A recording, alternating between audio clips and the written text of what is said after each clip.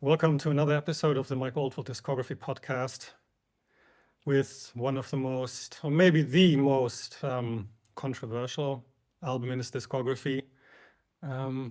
Probably one which splits people most into those who love it and those who really, really dislike it. But before we get into the debate, I wanted to maybe share an episode from yesterday where you sent me a message and said, I'm going to listen to it now.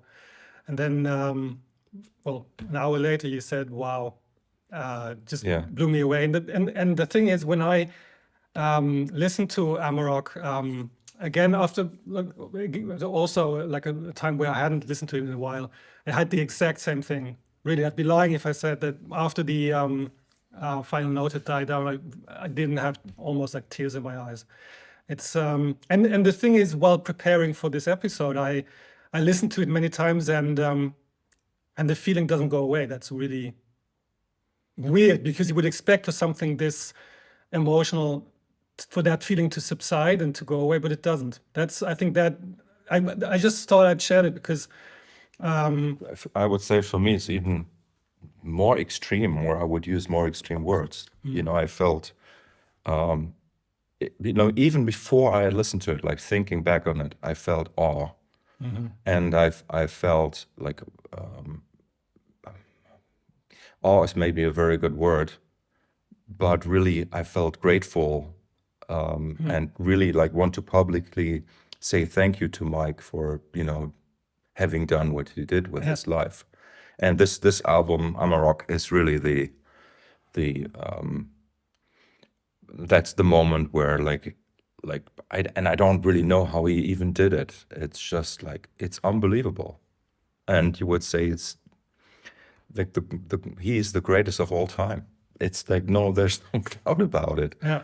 And just even, like you could say, yeah, but like there are other composers who have like huge works where everything is perfect and blah, blah, blah. But I think you have to see his role in the context of like the technological age, and also like the challenges coming with that, and also like because his life really started in the early 50s, and so he really saw everything, say almost like from the steam engine to AI, right? Yeah. So and it's just like absolutely awesome. And also, so actually, maybe just to finish that thought, is that yesterday I didn't finish it because I knew I had to finish it before the finale comes on, because I knew it was too much. I just, I didn't want to have to go through that yesterday somehow.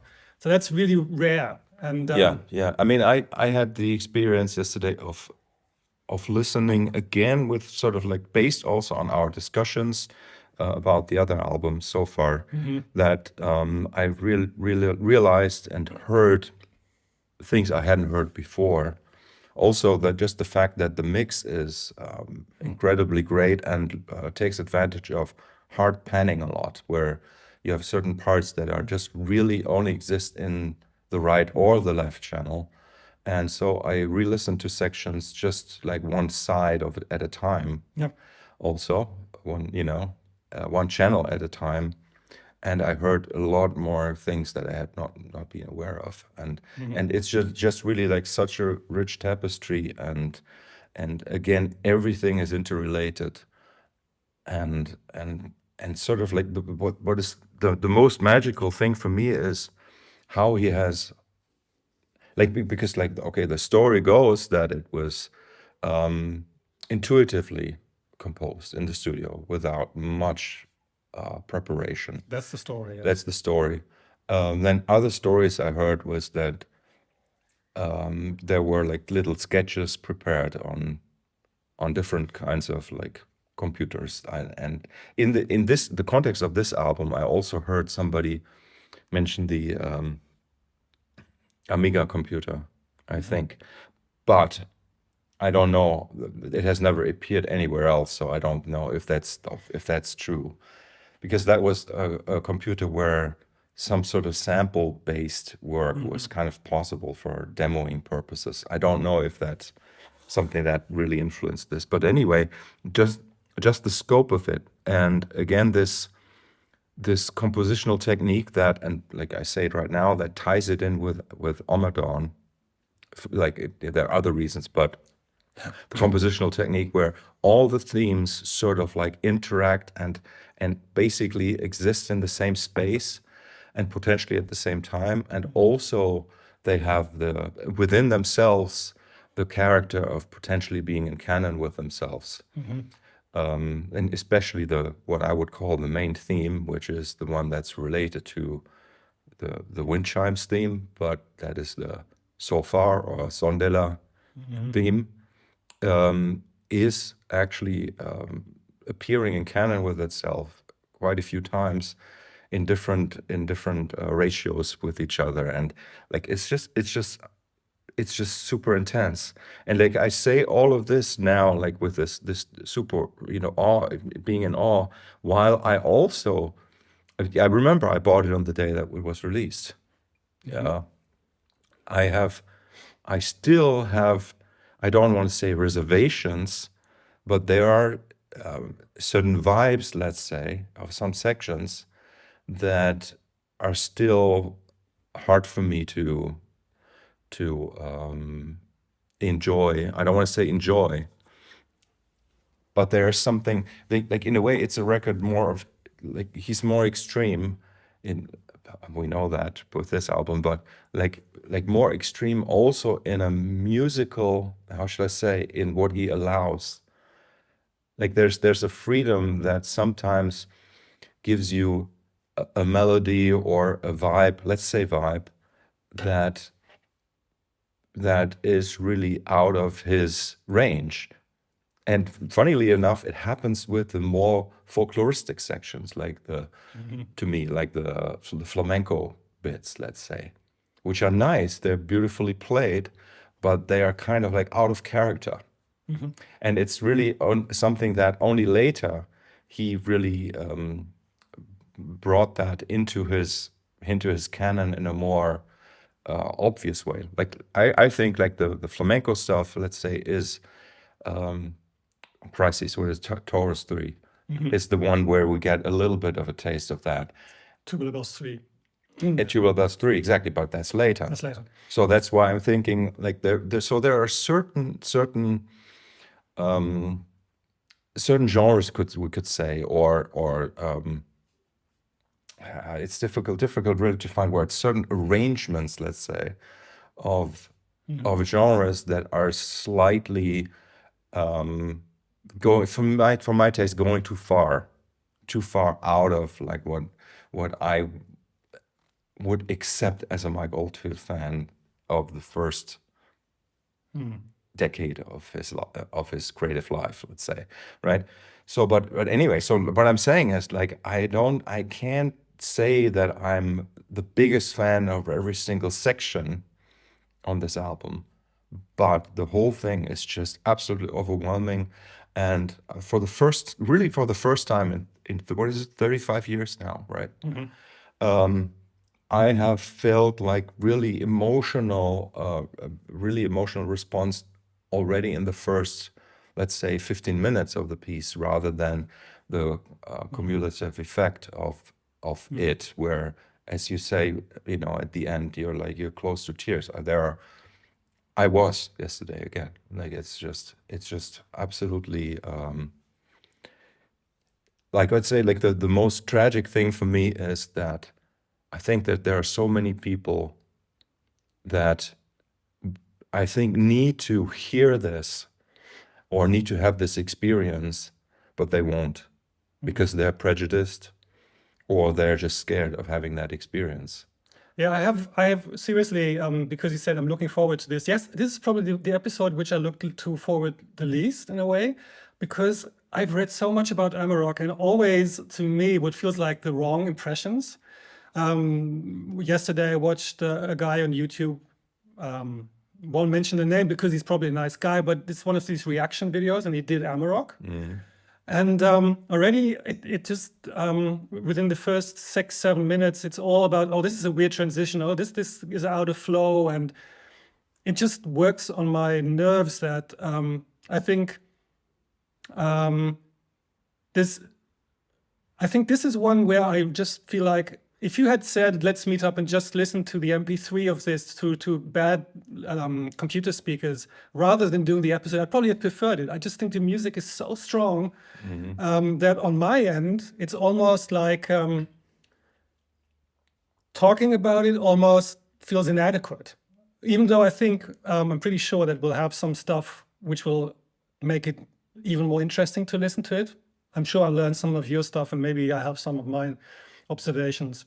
But still, I think and it's this piece has really grown on me over the years. So what you said after like in 35 years and the response is maybe now stronger than ever. I have the same thing. When I listened to it, which was probably 1991, just shortly afterwards when it became available in my local library, I really liked it, but funnily enough, I didn't think it was that experimental. I thought it was somehow too tame. I thought compared to the super intense outburst of Ommadawn, I thought this was almost, I don't know, I thought it was too easy for me.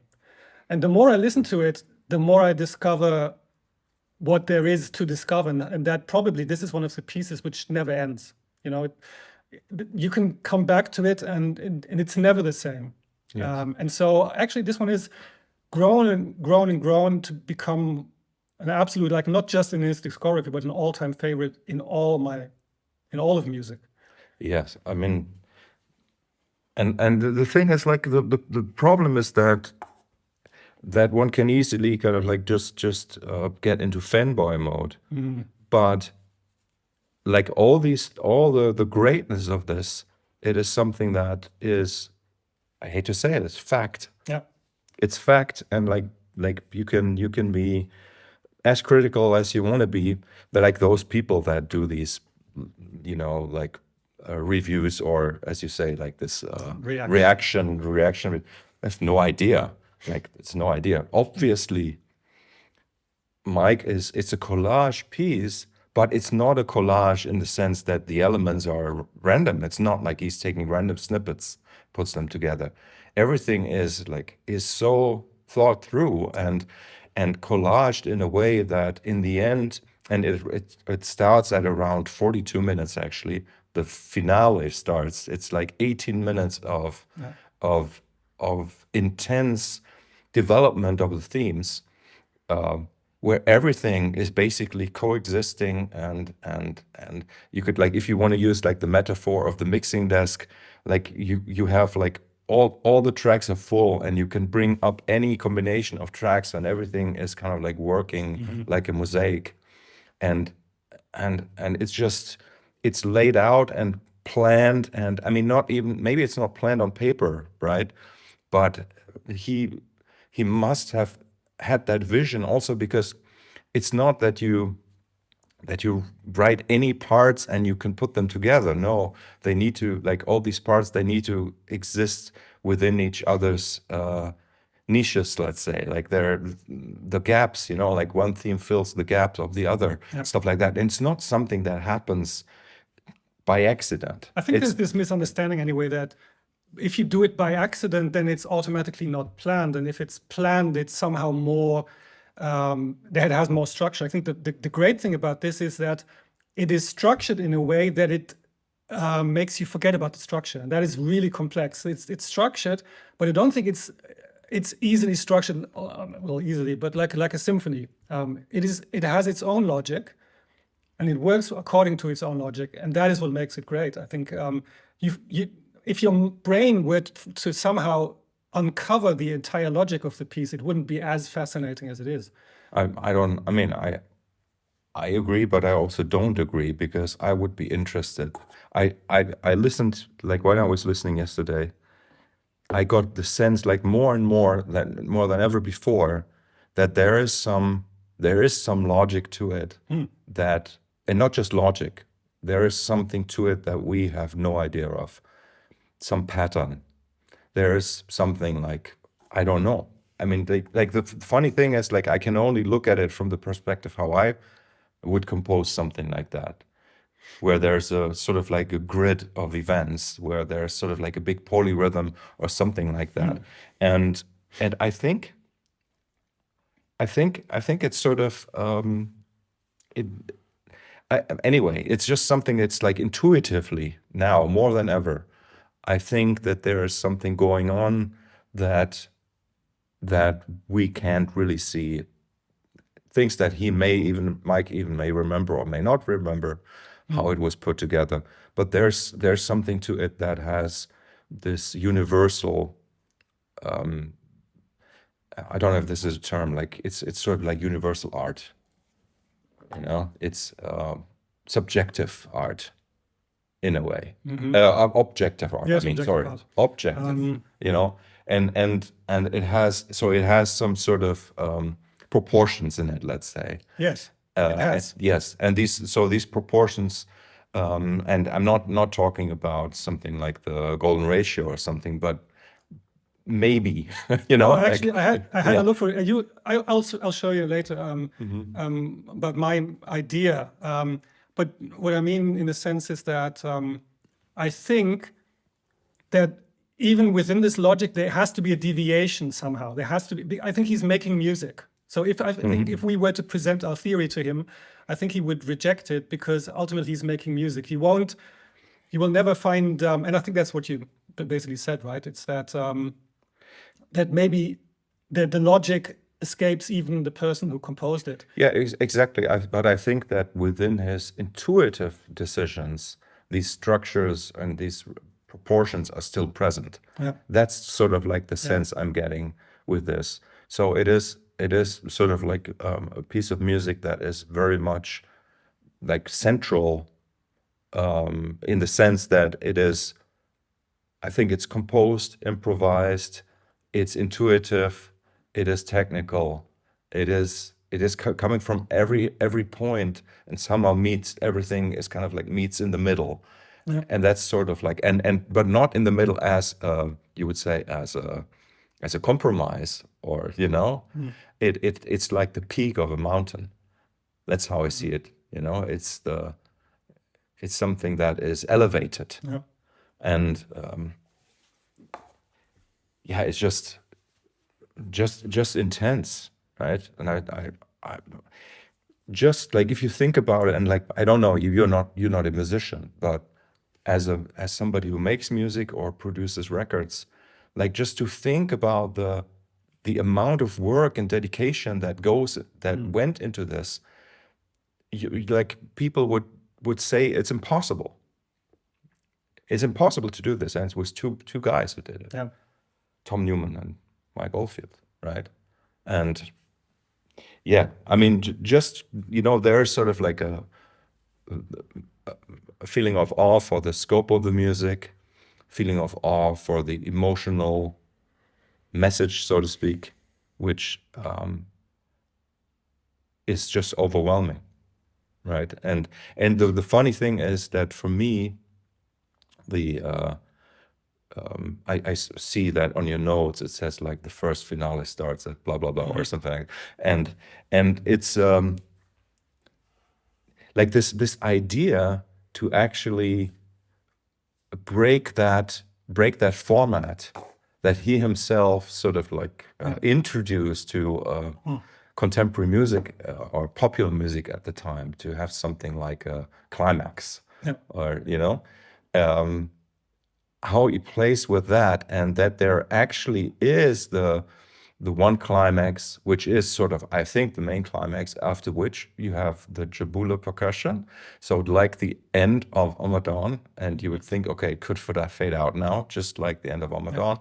And then you get the Margaret Thatcher talk, like the impersonator, talking about endings and beginnings, and then as she says the word far, right? Like we haven't talked about the beginning yet, but anyway, so like the words so far, the choir singing so far, they happen like in the first like 3 minutes even of the piece already. Yes. Right. And then comes the moment where the impersonator says this far or so far, I can't remember exactly. And at that moment, that theme starts again, at that very second. and but with the Sondela lyrics, with the African choir, and I don't even know how I got here now, like, but it's just yeah, exactly what I want to say, like, so there's not this, it's somehow kind of like this I don't even have the right words for this.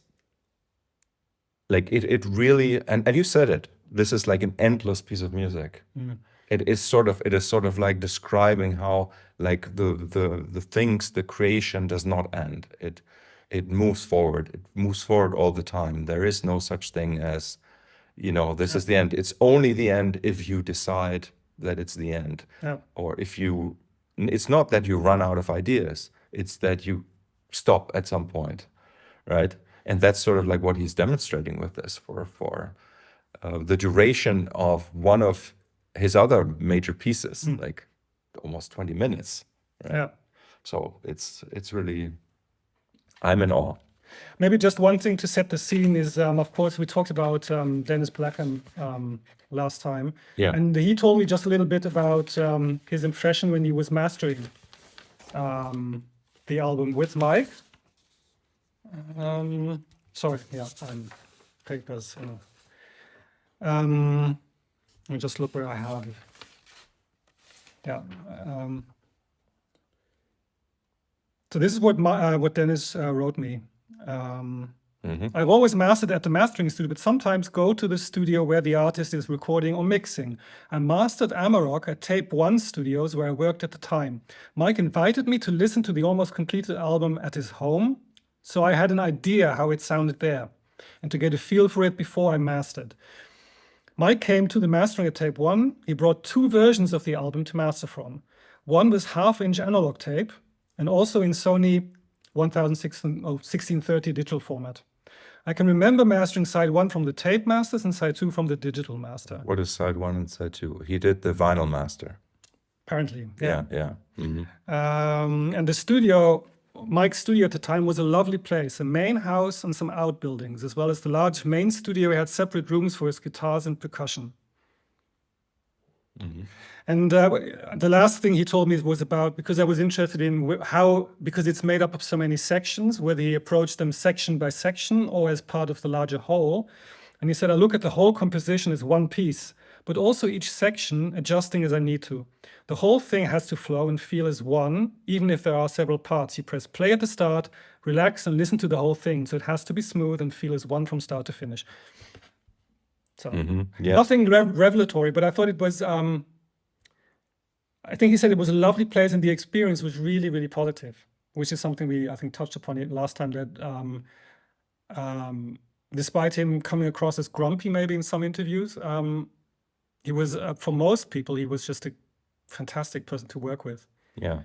And as you alluded to, I think it sounds fantastic still. And it sounds incredibly fresh.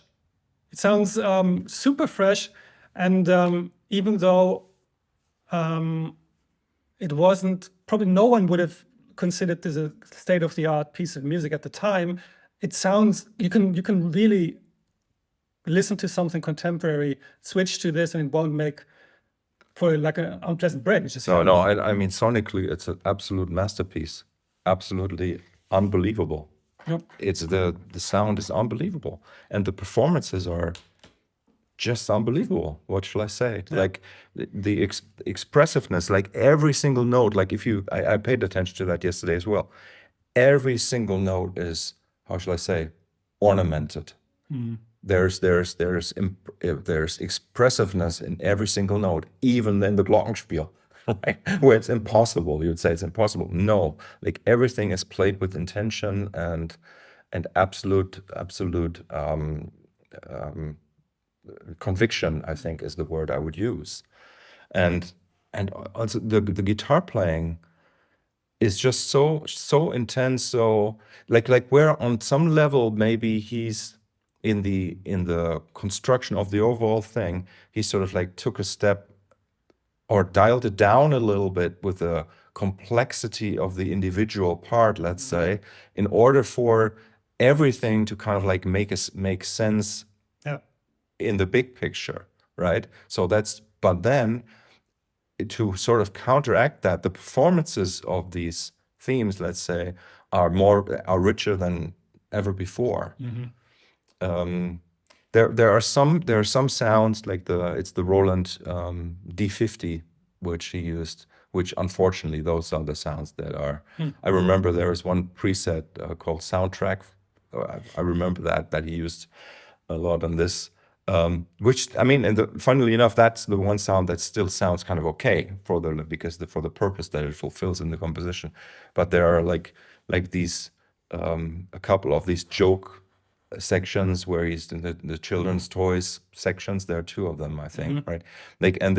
One of them is like a variation of the Sondela theme, of the main theme, and has these pizzicato strings from a Roland synth, which really is like one of the sounds that absolutely I don't like, but then like in the context, as you say, like the way it sounds is just incredible, and everything gels, and it's very transparent at the same time. Yeah.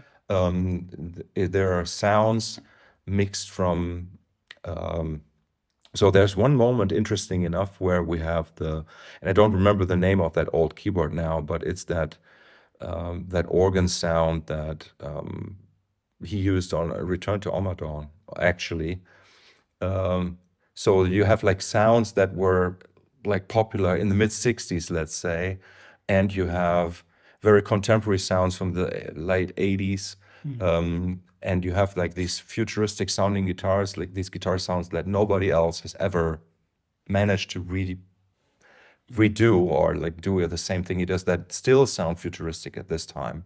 Yeah. And so it's really like sonically it's spanning, and then obviously like the traditional instruments, the tin whistle, the boran, and the African percussion, like everything. So it really spans such a range of time, actually, also in terms of the sounds used.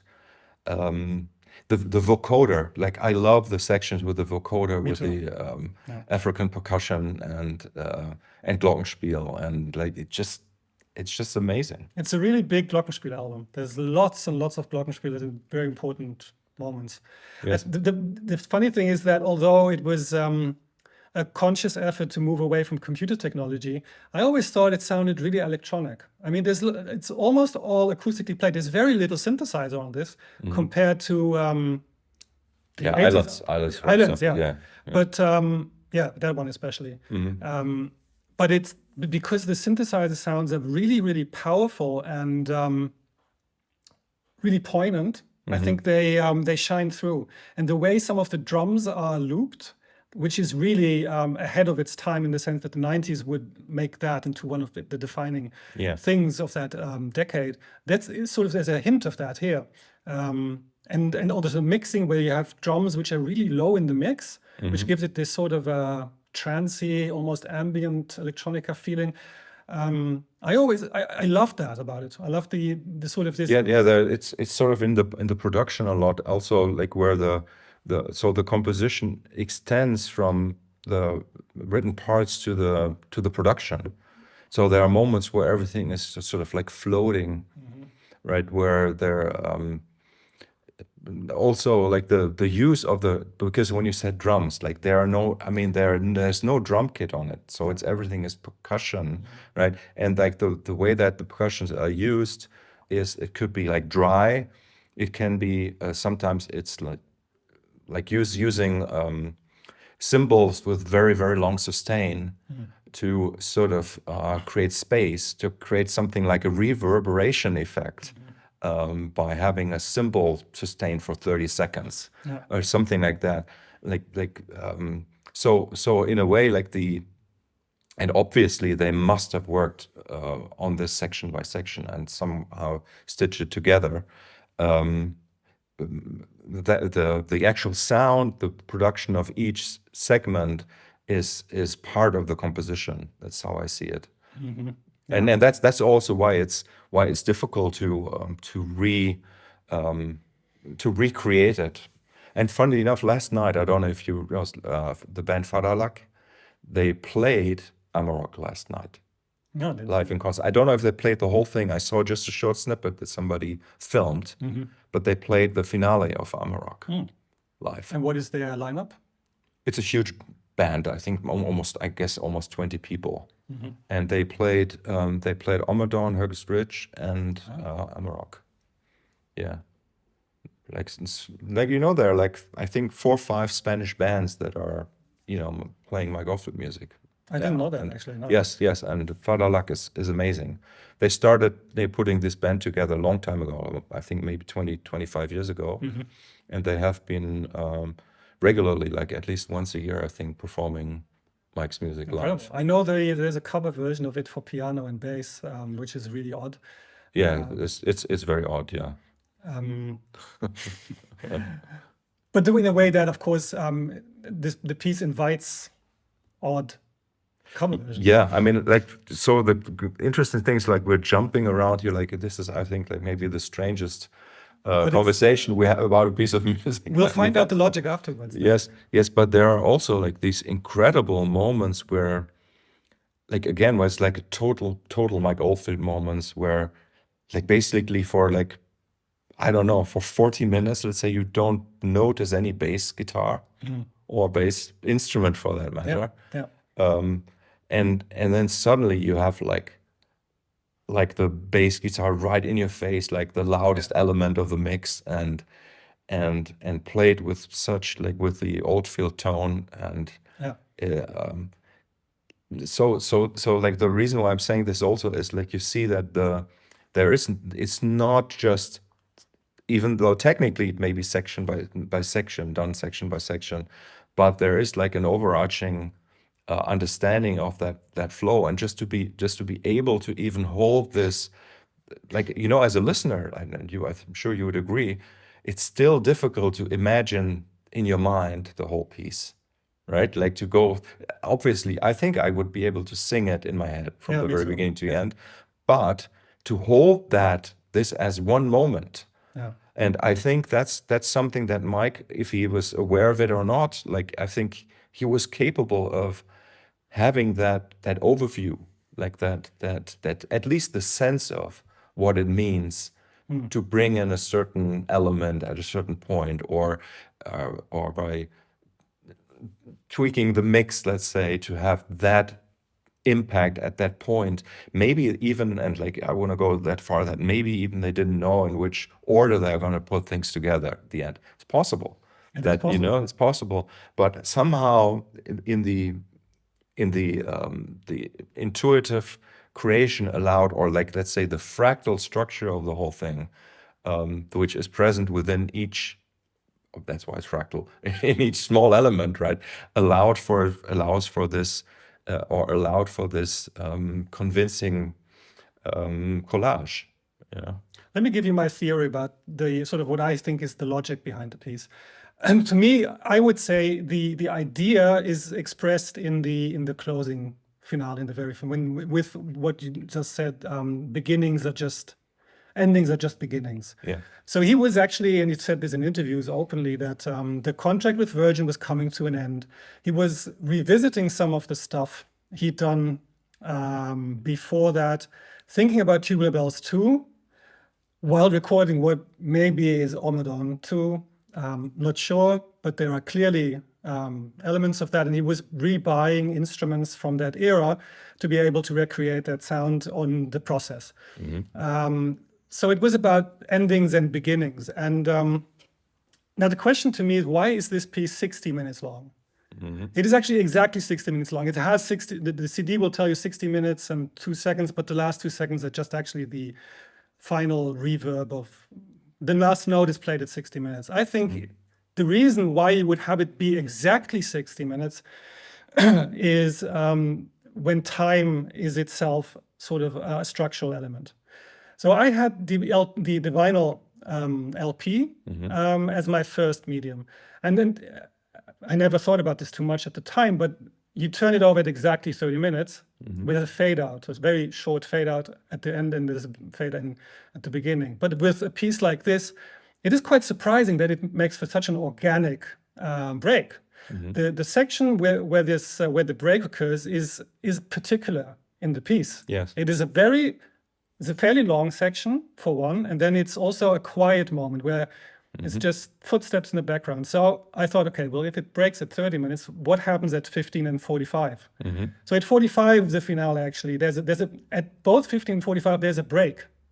So there's actually, just for a tiny fraction of a second, there's a pause, which is also unusual. So at 15, 30, and 45 minutes, we have incisions. In a way, and then if you look at the track listing, which sort of the formal track listing with different section names, also at around every 6 minutes, just roughly, but you have motifs which recur, which are not like non sequiturs or just once appearing elements, but you have the recurring ones which sort of give it the structure.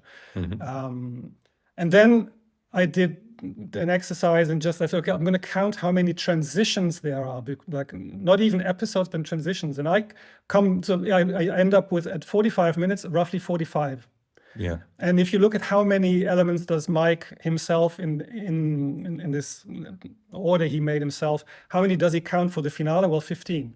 So you come to 60 parts for 60 minutes of music. Yes. Which means, so this is my interpretation is, this album is sort of, Tubular Bells was a personal work in the sense that it was biographical. There were elements in it from his life before that, and he included them. Scenes from the pub, his expressive side on the pit down, the caveman section. And I think this is actually the same thing. So we have elements from all of his albums in there. They have instruments from, as you said, from a huge span of traditions, but also from his own catalog. He is revisiting the time since then. At the beginning, it's wild and uncontrolled, and there are these loud sounds flying across each other, and it's fast changing. And then it settles into, as you grow on, then the excitement dies down a bit, and then you realize, okay, there are elements are recurring. It's not always the same. And in the finale, we have longer stretches where the rhythm is the same, where you settle into a groove. But the funny thing is the pulse is still the same. So the pulse underneath it is sort of, you have 60, roughly an average of 1 minute per section. So there is an underlying sense that you change through time, but the pulse of time is, even though the pulse of time is sort of constant. I think it's a reflection on time and his life up to that moment. I think that is sort of the logic. It doesn't measure up exactly, but it measures up surprisingly. Yeah. And like I said, it doesn't surprise me that one can find these structures in it. Yes, I agree. It's probably, as you said, you can find them. Maybe this is complete my perspective, but I think it's sort of in there, even if it's not intentional. Yeah, that's I was saying the same thing. Yeah. That's why it has this feel of being on objective. Yes. Objective art. It sort of like fulfills some sort of proportional laws. Yeah. And yes, I think like the 1 hour format, that's for sure something that is has been chosen. And like for me, it's always like, like the number in music, like you have the number 7, right? So I would have looked for like what happens every 7 minutes. We should look. So and the first finale starts at 42 minutes actually. I have it somewhere. And so, but you can't even really say this. Like I was just remembering, like, so when you're talking about at the midway point, we have what is sort of like the Tubular Bells section, where it's the fast Tubular Bells theme, and then he runs through quite a few of the themes underneath that or on top of that, depending on how you want to look at it. And again, like the harmonic and musical development of that section is just awe-inspiring, right? And that is sort of like one of the first moments really where where it's already pointing to what's going to happen, how he's going to deal with bringing it to an end at the end, even though it's taking almost 20 minutes to come to an end, right? But what did you want to say? I was I don't no, I forgot, but I was the thing is that because it was also a lot of talk about why just one track, but I think actually you can actually split it into you could have made it a 3-part piece. To me, there is sort of an ending around say 26 minutes where you can say that's part 1, and then it goes on till roughly minute 40, part 2, and then you have a long finale section, or you have, in a way, I always feel like the second, like the final, that's almost its own thing. It's almost like it's a separate piece. It's because he has a finale at one point, then the drums come in again, and then the piece could end. I mean, it's a euphoric climax. It's perfectly fine. But then, and that's, I think I always keep coming to this idea, endings are just beginnings, and it doesn't end. Every ending is another beginning. Yes. So that's, and that is sort of like true throughout the whole piece. Yeah. So every segue, every transition, let's say, has that character as well. Yes. Right. But now, speaking of the 60 minutes, I think also in terms of like, it's something that it was technically possible at the time. Yeah. So maybe this was the first album designed not for vinyl.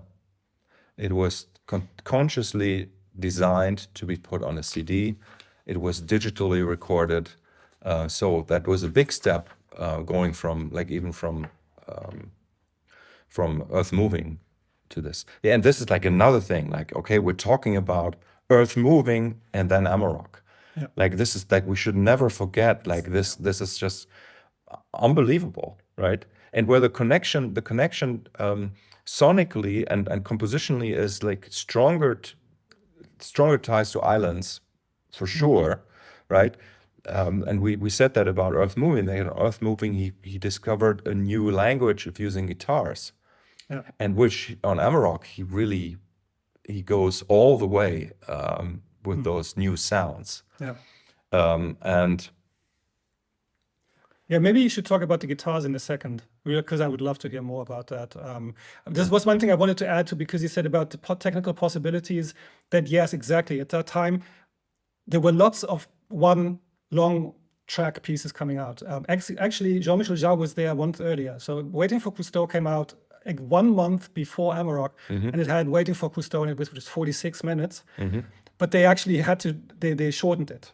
So because there were 3 other pieces on it, and they wanted to fit it on a CD, so they cut the ambient piece to 46. But there's a longer version of it, which they play in before concerts, which was, I think, also around an hour long. Yeah. Steve Roach, To the Threshold of Silence in 1992 is 59 minutes long. The Orbs Blue Room, the longest 12-inch single, the longest CD single ever made, 40 minutes. And then Klaus Schulze in 1990 also this live album Dresden. There are 2 pieces which are around 45 minutes. The 90s were full of that. But there you go. Like in a way, Mike was already because it was 90 minutes of composed music. As one, and I mean, I think you can tell that it was. I don't know who convinced.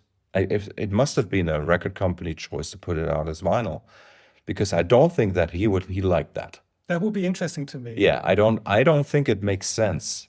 I never bought the vinyl because I thought, no, I mean, like, it just doesn't make. It's one continuous piece of music. I don't want to be. It's actually really works really well, I think. It's but actually I have to say, I mean, I trust you, and I know. No, I mean, like, I can imagine, but I actually come from when I went to the movies for the first time. They were in the Netherlands. They were still making intermissions. You know, there's an intermission in movies. I kind of like that. Maybe that's why I didn't have any bad associations with it. But I have to say the vinyl sounds amazing. It's incredible. You would never guess. I mean, this super dynamic music. As you said, the bass is super pronounced in the sections where it's in, and then you have the loud stabs. Yeah. And you have 30 minutes of music on both sides. It sounds incredible. I mean, I can. So it's very well done. It must have been. I mean, it's almost at the way people from the industry would say you cannot do that. It's not particular. It's not like heavyweight vinyl. It's anything. It's just a regular vinyl LP from the time. Also from a time when the CD was being marketed as a new medium of choice. So the vinyl was probably an afterthought. Yes, and it sounds great. I don't know. I have to say that the incision at 30 minutes, if you make it there, it's really organic. Yeah, it's weird. Yeah. You see, like I'm looking at the credits of the HD CD version, the remastered version, remastered by Simon Hayworth, who obviously has has worked on, as we know, on Tubular Bells with Mike and Tom. He made a remaster in 2000 at Chop 'Em Out Studios, London. I was actually there at Chop 'Em Out in 2001, I think. And it was interesting because it was like I can't remember the building properly, like really in any detail right now. But I remember we met Depeche Mode there. They were in the rehearsal studio next door. And I met what's the singer of The Who? Pete, no, it's not Pete. It's sorry, the name escapes me. But yeah, he was there, so it was like a very vibrant kind of like still happening place. Like in the early 2000s, like the music business was not dead yet. Yeah. Right. So people were still kind of like working and stuff. There was dedicated infrastructure for this, and I remember that Simon, he had a display of these records. Like I'm holding the Amarok remastered CD here in my hand right now. Unfortunately, like the quality of the quality control is horrible on this. There are like so many mistakes. It says here on Amarok, it says produced by Daniel Lazarus and Mike Oldfield, and like so they have copy paste from Earth Moving and made these mistakes. But what I wanted to point out, like the relation with Ommadawn. Yeah. Yes, we have Paddy Maloney, we have Jabula, we have Clodagh and Bridget, and the title, and we have William Murray. You know, William Murray in the original version, we have the story written by William Murray. I don't know if you know that story. No. You don't know it? I should have brought it. It's an incredible short story. Yeah, I had it. I mean, I have read it, but it's so long ago I can't remember anything about it. It's sort of like it's even more mystical than any of the music, and it's fantastic. And also, like in the original cover, like you had Mike's handwritten notes and actual little snippets of scores that he's handwritten, and it's a wonderful thing. Like for some reason they didn't include that in this. Yeah, and there's mistakes in the liner notes, which I mentioned before. It's a 52-minute piece. It says that's ridiculous. But clearly you can tell from the liner notes, which I think actually, to be fair, are not that bad if you as an introduction. I think the thing is that clearly he wasn't involved with it. It seems to me. Whereas with the new batch of remasters, he actually was. Yeah. So he actually laid on hands on the music. And we know that he was working on a surround mix of Amarok. He said that multiple times. But for some reason, with Discovery, that was the last album he tackled himself. Yeah. And we still don't know what happened to him, right? Like if he just, I think he's like, and this is what I was trying to say at the very beginning. I'm super grateful. If I could just, I don't need to tell it to him directly. I'm just saying that out loud here. Thank you, Mike, for doing what you did. And like, I totally get what kind of toll it may have taken on his life, And so every second he gets without that weight on his shoulders, I think he deserves. Yeah. So that's why, yeah. And you could tell that at some point, like maybe like he was just didn't have the attention anymore, the focus, the energy to oversee things.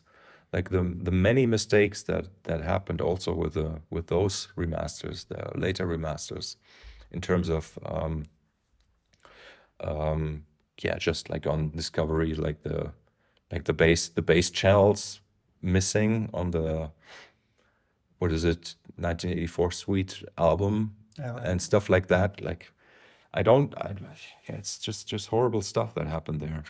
Even with the 50th anniversary of Tubular Bells, we have the mistake on side 2, which in the remix, which is horrible. Yeah. Even though that remix otherwise is fine. Yeah, there's lots of No, I'm not criticizing the technical. yeah, no, it's exactly the point. Is if it were all bad, Yeah. probably No, it's not, and it's not never been like that. But there, you can see that, you know, like this is something I learned when I started getting into the guitar business, right? So if you have a, and I'm somewhat like, I mean, obviously I'm also a music producer, but for me it was like more tangible to see, okay, if you build a guitar and you only go to 98%, it's not gonna work.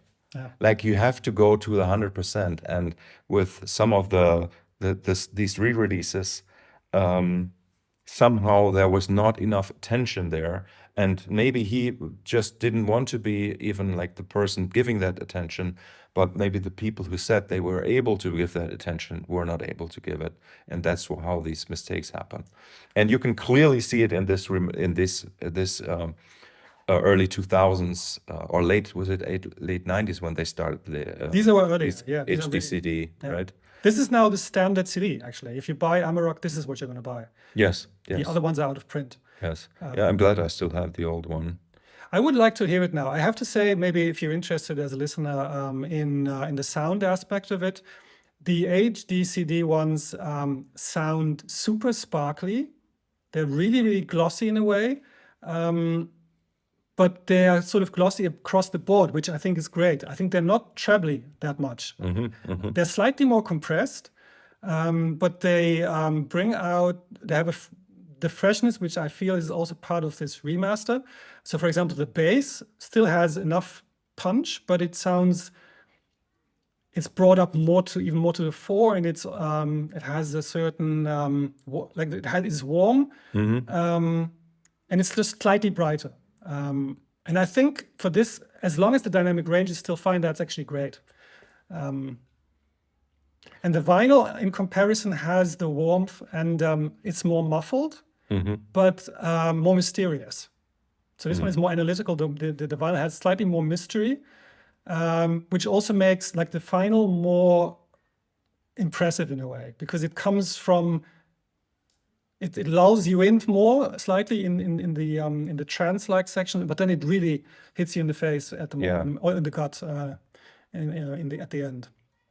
I think as an alternative, it's a great remaster. And really, after listening to it, I think I should probably check out some of the other ones, which I don't have. You see that the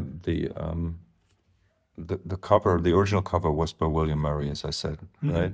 And the Amarok, how shall we call it, typeface or whatever, that was something that Tom Newman did. Yes, actually made of brass. So that somewhere these things exist.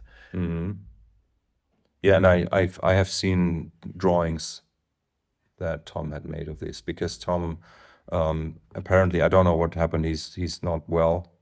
Maybe he had a stroke or whatever, I don't know.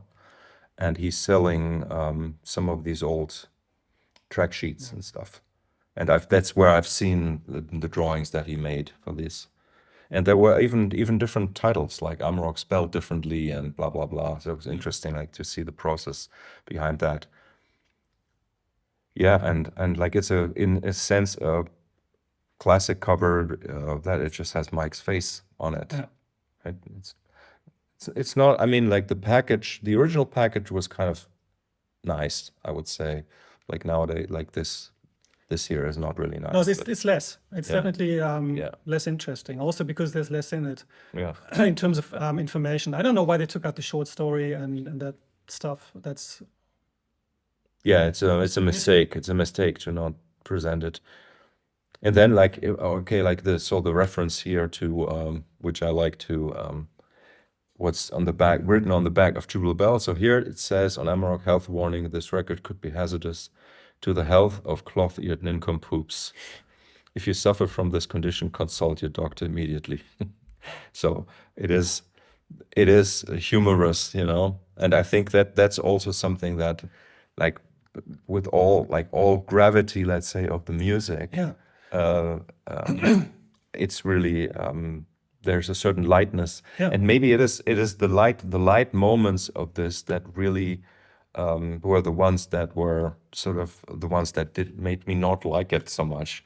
Me too. But Yeah. now I realize that this it is the juxtaposition and the development that gives that totally overwhelming emotional response Yeah. towards this piece on the whole. Yes, and I think that in a way, if we say it's Ommadawn too, I think it actually, because he was working on this and Tubular Bells too, probably at the same time, or thinking about them, it has elements of both very strongly. It has elements of many, but of those two very much. But actually, I think it's closer to the original version of Ommadawn, so the first recording, which we now have. I mean, let me try to list the cross references that I remember or that I'm aware of. Obviously, Ommadawn. In many, so this is Ommadawn too. It is. I mean, no doubt for me. Then Tubular Bells, yes. Then the wind chimes, right? So from the Islands album, huge similarities. Like the main themes are, like, how you say it, siblings. Then there's a moment where he's playing where it's the Let There Be Light, Songs of Distant Earth. That theme makes an appearance. And then there are even moments where it's sort of QE2-ish in compositional style, where he's taking like a whole big chunk of music and just moves it around in parallel, which is like a sort of like a technique he mostly worked with around the time Incantations QE2. Yeah. Between those 2 and 3 albums with Platinum. And then which other references are there really? I think it's pretty much yeah, we need to mention like a couple things we haven't talked about. So like in terms of guitar playing, right? Like just the very start, very, very technical riff, let's say, in some time signature that I have never really wanted to even try to understand. Actually, what I've read about that is that was something that he had sort of played in, I don't know, I mean, in the early 80s already, when the band was sort of like jamming in like bars and pubs or hotels after shows. I don't know where I read that or where I heard that, but there's just something like these more complex time signatures, but at the same time you need to say it's very much a drone. So even though it is very fast and very technical, it kind of acts as a drone and reappears I think 3 times, that beginning part, and always like arranged slightly differently, like with electric guitars at some point, then with the big melodies on top. I think those big melodies are like sort of like harmonized melodies with bass, synth brass and electric guitars on top and stuff like that. And those are the tracks then where I said this was a drone, and then he starts like moving the drone around. So the like 4-bar, I can't remember now if it's actually 4 or 8 or whatever, bar sections where he just shifts everything up and down, and that's really clearly sort of a reference to a certain style he was exploring. I have this is from an interview with Gareth Randall around the time of Amarok, 1995, just slightly after that, actually. He says it's just a hammering technique. I learned it when I went to buy a classical guitar from Ivo Moraines.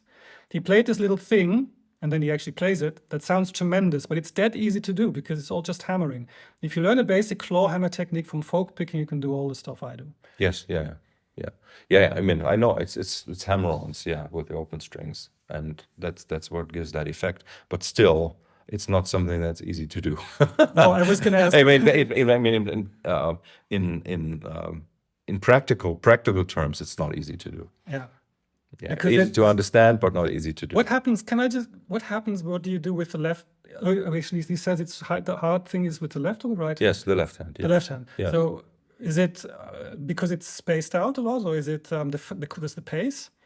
It's the pace is very fast, and also it's the like as a guitarist, like I'm playing touch guitar, so for me it's normal to raise the speed up with the finger and to make the energy, put the energy into the string with the finger. And that's like on a traditional guitar, that's what like nowadays people call hammer-on and pull-offs and stuff like that, and that's what he's using there. So that means the right hand is only picking certain notes, while the left hand is filling in the other notes of this like pentatonic pattern that he's playing there. And what is like unique about it is that it has these interesting groupings, and like I said, I really never have analyzed it, but it's like an odd thing that comes out to something like 19 or whatever, or 17 or 27 or something like that, just the way that these phrases are put together. And it's kind of difficult to follow because of that. But like I said, in the end, it just kind of like creates this drone. It's a droning effect of the pentatonic. I actually talked about Alexander Dowerk about this 2 days ago when we did an interview for your really fantastic new band, Tonnen von Hall. Mainly because you mentioned the hard panning. In that piece, there's a hard panning with the guitar playing left and right, and probably different takes of the same thing. Yes. And that, I just think that's so incredible. I love that.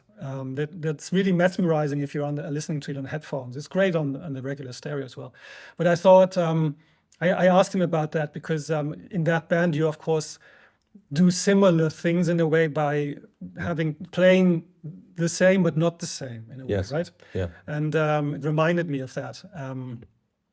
I think that's and the great thing. One of the great things I think is, which is a disturbing thing when you listen to it for the first time, is you naturally expect something as powerful as this, and because it's at the very beginning, to be sort of the main theme, but it's not. It is. It comes back. It returns, and it actually returns also lengthier, like really longer pieces with a beautiful atmospheric solo on top of it. Yeah. But it's not the main theme. No, it's not. No, it's not the big finale either, like an Ommadawn, where you actually have the beginning is the end. Yeah. Again, and you're absolutely right, and thanks for pointing that out. That's really what sets it apart from Ommadawn or Tubular Bells. Like it's like in a way this intro, like the Amarok intro, is closer to Tubular Bells than to Ommadawn, for sure.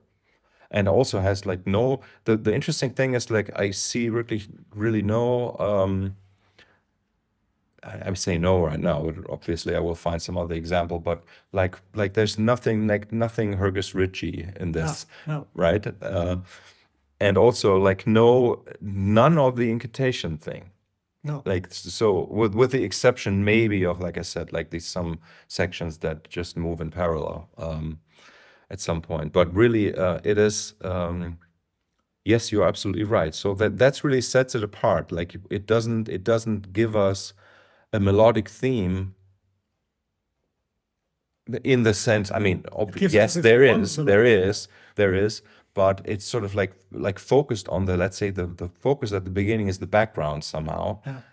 And he introduces this background theme, and then it is sort of echoed in what I earlier called the Tubular Bells section, where the Tubular Bells theme is played with the glockenspiel piano and sorry, because I don't want to forget this, so that's why I'm interjecting this here. Like there's accordion on this record, lots of accordion, which I absolutely love. Now you mention it, yes. Yes, absolutely. Like it's kind of like starts about halfway through, and it becomes an important chordal instrument. Also, like the accordion in combination again with the African percussion, the vocoder, and the glockenspiel and stuff like that is just incredible orchestrations here. Also, yeah, but you're right. Yeah, so the structure in that sense, like the beginning, does not really resemble closely any other start of a record. But it's so. But I mean, maybe like the relation that I could see here, maybe it's Taurus 1, Huey 2. It's a little bit of that. I think the reason I didn't think of those albums, also Crisis, is because of the lack of drums. Like there's no rock. It's absolutely there's no rock despite music. Rock being in the title, it's no rock in the music. Yeah. Yeah, but it's true. That one also has also this super colorful, maybe not patchwork, but quilt-like thing. Like it's like a quilted. Yeah. I think of the beginning of this, like the first 6-7 minutes. I think of it like the beginning to Moon Palace by Paul Auster, like the book, which is probably my favorite book of all time. And on the first page of that book, he actually tells the entire story. So he tells the entire story summarized on one page, and then you get 300 pages where he actually tells the story, but you don't get it. So you have to read the story first, and then you go back to the first page. Oh, actually, that's it. And in a way, he presents some of this, like the technique, like the changing of pace and colors and instrumentations. He lays it out, and he has the big finale, like one of the big key themes is on there. So he lays it out, and then he actually starts with the piece in a way. It's yes, like a scientific paper in a way. Yeah, like where you have the abstract and then you have the. In a way, it's not exactly. And again, he's making music. He's not proving a point, but I think to a degree. Yeah. Yeah, I'm just trying to like now in my head to understand what's really going on here with the introduction.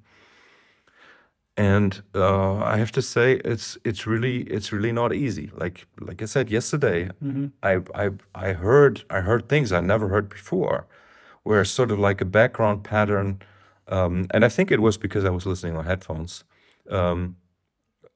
Turned out like this is like, say, I don't know how many themes are on this record, dozens. Okay, so but then like maybe it's theme F at double speed.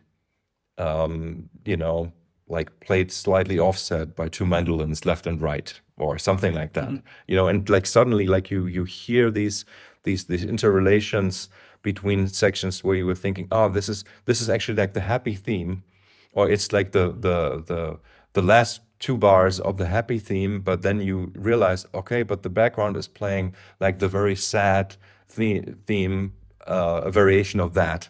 And so that's why I was wondering, and I unfortunately I can't really do that now in my head to understand what the first few minutes really introduce already for what's going to come later. But obviously we know that. I mean, like, what would you consider to be like the main theme? Yeah, that's. I mean, like to me, it is the so far. Yes. I always say so plural because that's what I'm actually. Of course, it doesn't say. Yeah, I think that is the big one.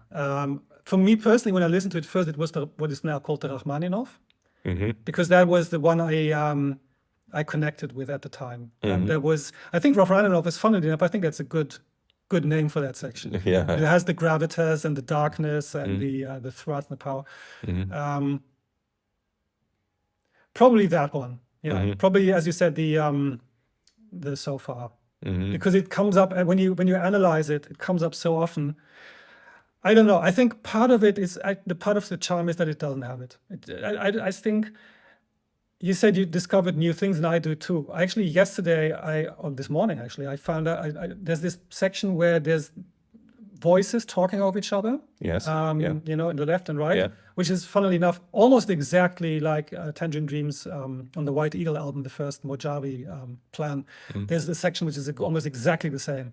But he's actually saying something, and he's reading out the instruments. the On the- one channel, it's the list of chapter. the instruments. and he's also saying the hazard warning. So Okay. it's almost impossible to hear. Yeah. But I didn't know that. I think that part of the allure is the way the piece flows is that and I think that's also a reason why it's so long. It had to be this long. I don't think it would be better or more digestible if you put it into smaller sections. I think because your attention will never hold for 60 minutes, each time is by default going to be different. And I think if we talk about Taylor Swift being sort of the queen of Easter eggs, I think this album has more Easter eggs than her entire catalog. It's so full with stuff, and we haven't even talked about the vocal, like his things he says in the background. Yes. There's parts in German apparently where he's ordering a beer somewhere. I haven't found it yet, but in the different languages. It's sort of, I think it's his life condensed into 60 minutes and then more, and then everything I think the way the piece is arranged is like you think in your mind, like the mind works, it jumps. Yeah, you're absolutely right. So this is something we definitely need to mention, that the Musik konkret kind of aspect of it, that made an appearance for the very first time here, really. I mean, like now we know that was not the case, that like he had something like that in the original demo of Ommadawn. And you know, like anyway, like so like the sort of meta, recording or putting the meta into the pieces also in terms of the recorded material.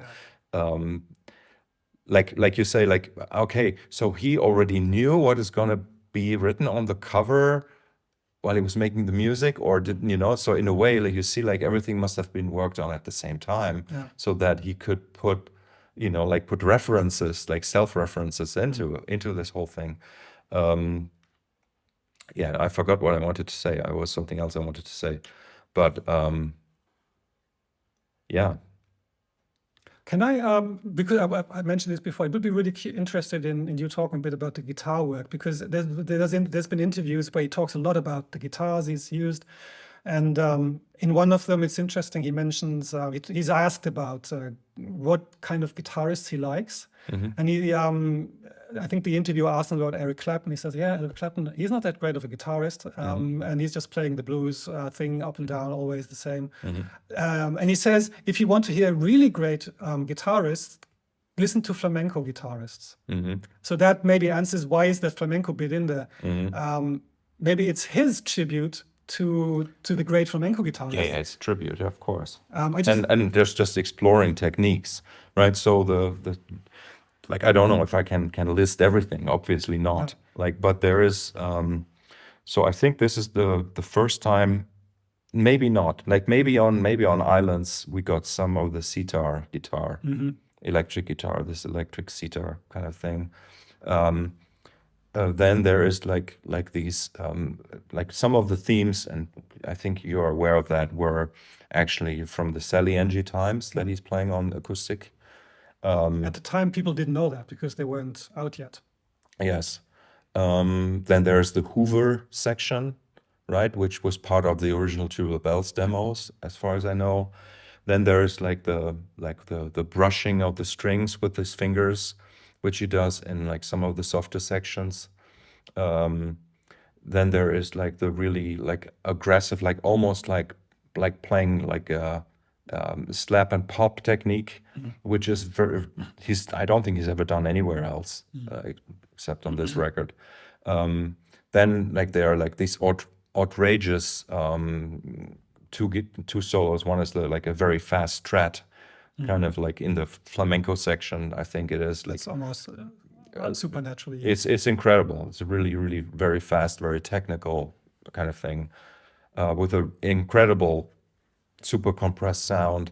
And then there's like another solo of that kind, which is the fast triplety thing from Ommadawn, like so. sibling to that kind of style. Then there are plenty of how should I say, like I don't really know what does it say which instruments he played here, but all sorts of slightly different sounding string instruments like mandolins or even a bouzouki or something like that. I don't know. Yeah, it says boat guitar, acoustic guitar, electric guitar, 12-string guitar, classical guitar, yes, all those we hear. Bass guitar, acoustic bass guitar, we hear that. Sitar guitar, actually. Then the Glorfindel guitar, that is, I don't know what that is. That's his box, the box that Tom Newman built for him, which was like sort of a pedal. Highly strung guitar, yeah, flamenco guitar, bouzouki, mandolin, ukulele, yes.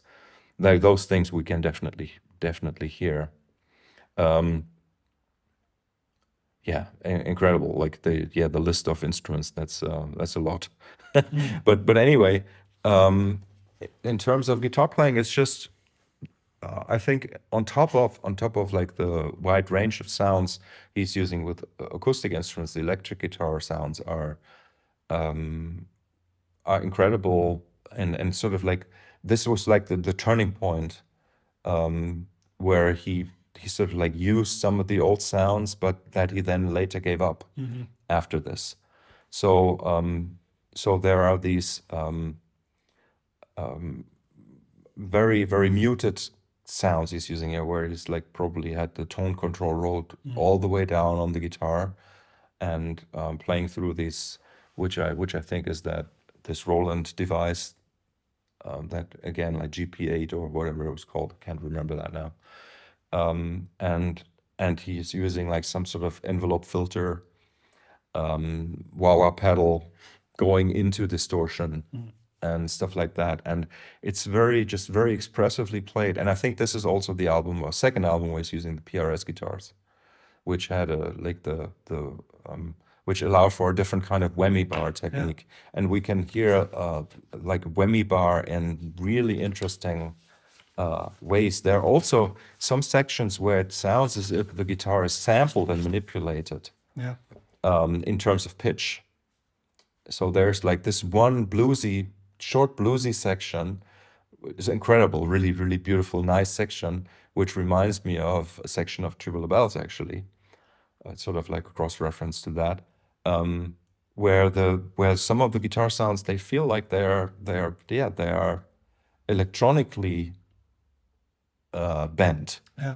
I don't know how and what they did there, but just the sheer creativity and expressiveness of the guitar tones, I think, is unmatched. This record is really also like the signature like screaming lead part.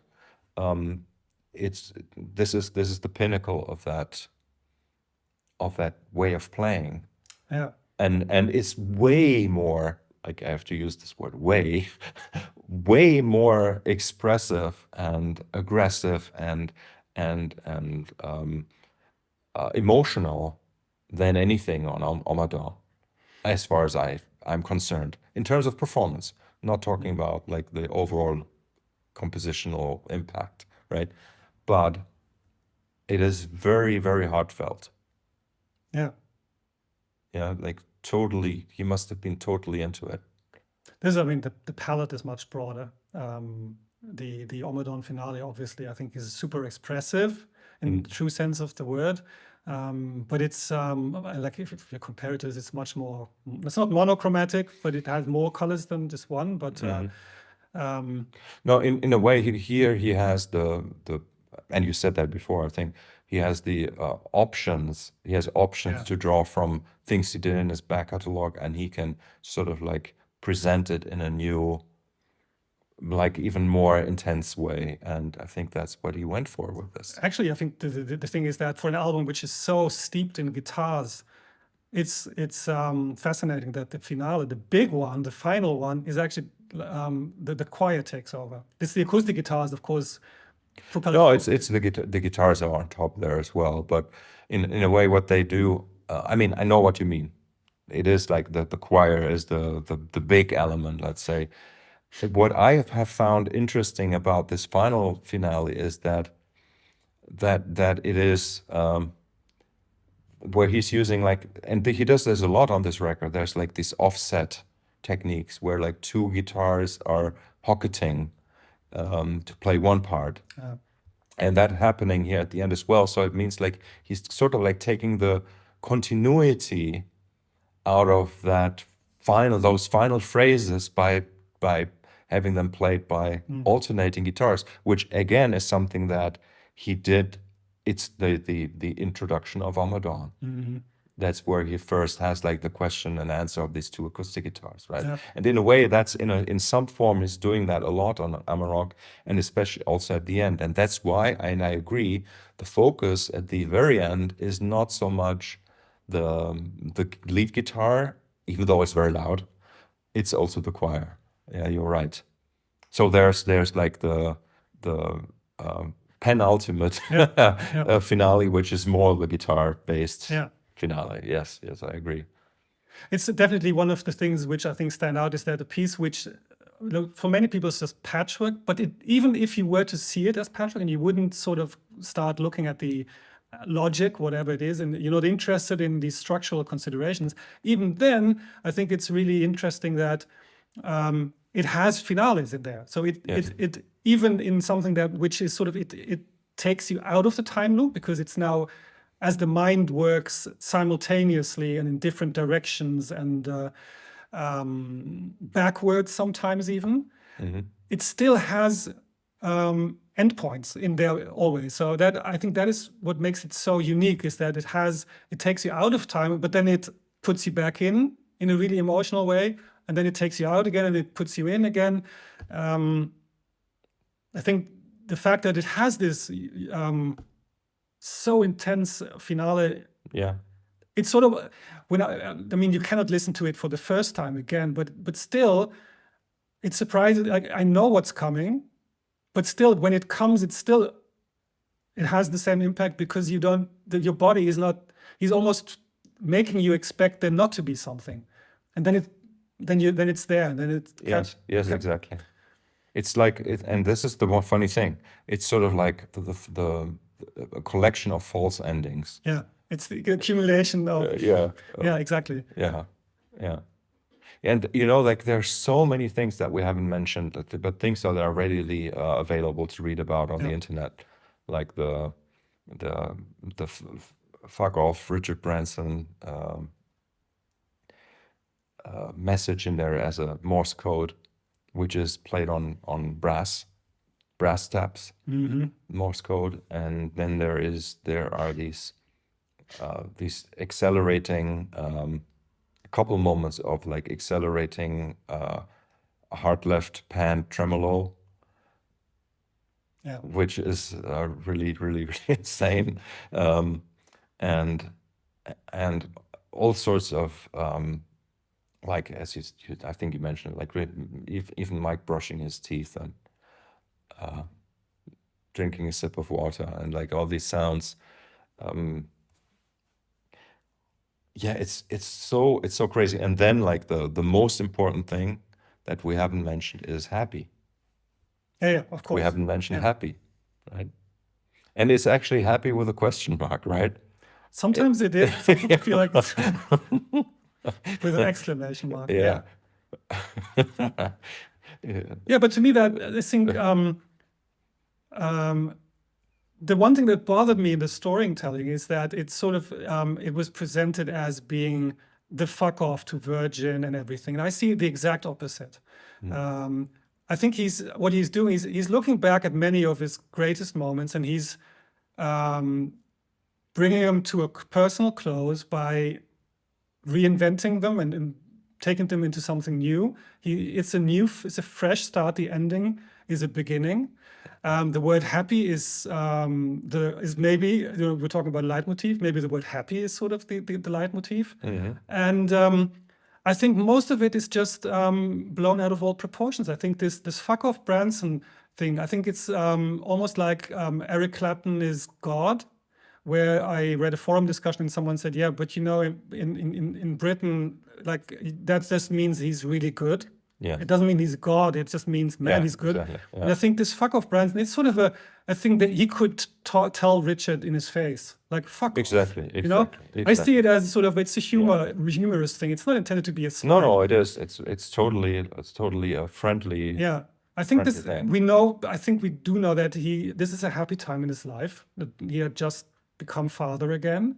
I know he was in therapy, but working through it. I mean, he's been in therapy for a long time. Remember, the funny thing though is that he was depicted as the grumpy guy at that time. The press campaigns were to show him as a grumpy guy, with his tent in his garden. Protesting, camping out in his garden. And I mean, the cover image is very serious looking. I don't know. I see it as a celebration of his time with Virgin. I see it actually as a thank you note, because which record company? Like he is the artist, and he made all these incredible stylistic changes. But he did complain also back at the time that they didn't promote it. Yeah, and they didn't. Yeah. I mean, and because it was sort of impossible. Yes, exactly. They didn't promote it, but how is this going to be promoted? Yes. Mm-hmm. I think maybe. I mean, like the story is that they wanted him to call it Ommadawn 2. Or Tubular Bells 2, for that matter. Yeah. But he didn't, right? So, which I think was a good choice, because he sort of like kept that ace up his sleeve and left the company and started with Warner, right? And then like the story goes, like working on Tubular Bells 2 with Trevor Horn. It would have been a different story. I think if he had done Tubular Bells as his final album for Virgin, it would have been probably closer. Tubular Bells 2, you mean? Sorry, yes, Tubular Bells 2 would have been, I think, closer to what the demos for Tubular Bells 2 would have been. I don't think it would, well, we don't know what would have happened commercially, but it would have been a different thing. And then maybe things would have developed differently. And like, okay, if we look at this trilogy, which would be Earth Moving, Amarok, and Heavens Open, right? Because like we're already talking about Tubular Bells 2, but there's another album between. So Amarok was not the final album for Virgin, so that's important. Yes, I agree. But even though Heavens Open was like recorded almost in sync, not exactly, but it was really, really close. He finished this contractual obligations in a very short, like at the end of a very short time. Yes. Actually, I think for all the talk about Amarok being this crazy piece of music, I actually think the odd one out in his discography is not Amarok, but I think is Heavens Open. I think that one really sounds completely different. I think music from the balcony is even weirder than this one is musically. Just the musical content. The production is different. He's singing. The lyrics are different. I feel also from what he's done before them. Even more personal and like in your face. I know. I always thought that Heavens Open was the weird, the odd one out. Yeah. Production is very different. And also that, it is the last album for Virgin. So, and we're going to talk about that one next, I guess. Yeah.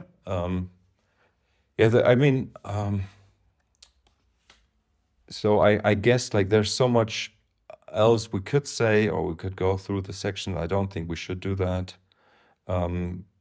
There is sort of like a score out there that somebody put together, which it's not really super satisfying, but it kind of like helps understand some of it. I think that everybody who thinks of themselves as somebody who likes music or loves music needs to know this album. And not only needs to know this album, needs to spend time with this album, needs to allow it into their lives. I really think that is absolutely necessary. And this is sort of like what I would, my parting words would be those. There's probably like the most obvious thing that we didn't even talk about. Like here's one. Long, thin, hanging metallic tubes, right? That's how Tubular Bells is. The worst Tubular Bells don't appear on this record. And I think that's cool. Yeah. So you're finding a description for, like he did the wind chimes, right? The small tubular bells, and then here it is that description. So trying to kind of like get away from it, from tubular bells, rather than fulfilling the idea of doing something like a tubular bells too. And so in that way, it was sort of rebellious, Yeah. a rebellious act. There must have been some connection to the therapy he was doing. I mean, he already. So on the next album, he's called Michael Oldfield, and Yes. but there's an interview with the photographer. You mentioned his name, I forgot his name, but and he actually talks about him as Michael.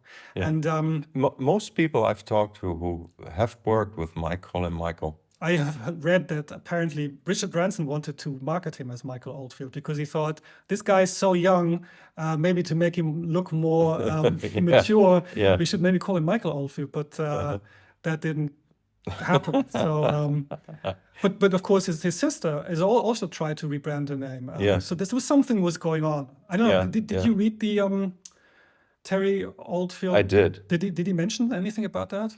Like the only like thing that came to mind as you were mentioning this is that there was a moment when apparently Terry received a phone call from Mike, where Mike was apologizing for his success towards his brother, like where he felt, and I think it was in the context of therapy, where he felt like he needs to come clean, and he apologized to Terry about being successful. You know, or as successful, you have to say, obviously, right? That's the one thing that came to mind now. But and it's really I don't want to say it's funny in the book, but it's a really important moment also for Terry, I think, because as you can see in a family like you know, like where Terry was the struggling, like free-minded, free-spirited person, traveling the world, you know, also making music, and actually started making music because of Mike's success, you know, like, and it's I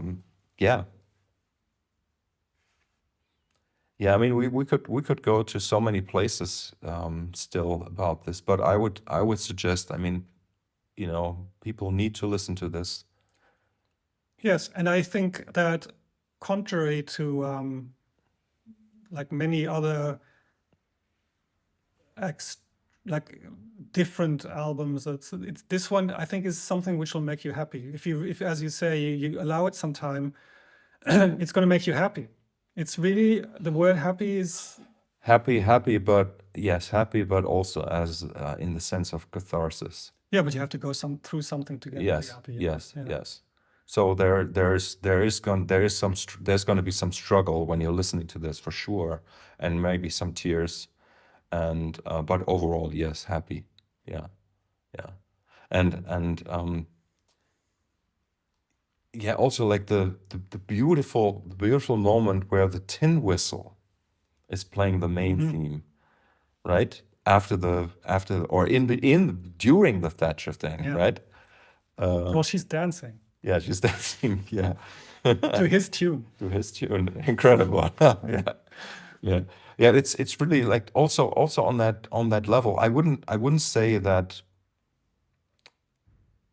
I mean, this is something like, do you know more about that? Like, what is sort of like the political context or potential political message here, right? There's something about that to be said as well. Like, why do you use a Margaret Thatcher impersonator to? I think he's actually, the way I see it is that, well, it's a personal thing for one, definitely, and then I think he associates Thatcher with also with the musical decline. He saw the 80s as a time of musical decline, because things were getting too easy, and it was, in a very banal way of putting it, you could make money with things which are not worth something artistically. And I think this mentality matches with the Thatcherite idea of profit ultimately decides what is valuable. So if the profit, the money you can make with it, and what something costs or brings in, it decides on its value. I think, and he wasn't the only one to reflect on it that way. I mean, there's a reason. No, like not the only one I'm thinking about. Don't Give Up, Peter Gabriel. The song about Thatcher politics, right? In a way like this, I've always sort of like subconsciously made that connection. Now that you're pointing that out, that's sort of like the spirit of like the mid 80s to late 80s, sort of also as an artistic commentary on, and in a way, like the Amarok is like the ultimate statement of like, I'm not gonna give up. I'm not gonna give in, really, right? Yeah, that's why I think it's what I mean by the word happy is that I think it's a hopeful album. It's super hopeful, but not hopeful in the sense of projecting something. It is from conviction. It is really I think he's feeling actually strong in that moment. I think it's a strong album. Yeah, and still a young man at the time. Yeah. Right? Like 38 or something? 37? Not obviously exactly, but yeah, it's... yeah. So... Maybe that actually also plays into this endings and beginnings, like when the 40th birthday, if that is actually... No, this 40th birthday of what? Of him, you mean? Yeah, but this was released in 90, right? So what age was he then? 37. 37. Well, I mean, it was 36 when he made it. Incredible. Also incredible. Yeah, after such a long career to be that young. Yes. And also, like I said, like to have the energy to do Tubular Bells in the first place as a 19-year-old, whatever, 18-year-old. And then still to be able to do something like this. And we know that he kept going for much longer than this. But this really, Amarok, is sort of the pinnacle. And I think he said, I mean, he's pretty aware of that himself. It's just, yeah, but maybe, maybe after this, he became more of a worker than an artist. If we want to think about it in those terms. You know? I know what you mean. I probably would put it a bit later, because I think that something like the songs of Distant Earth, that's, I don't know, that's so, for him, experimental and different. Yeah, I'm not saying that he kind of like completely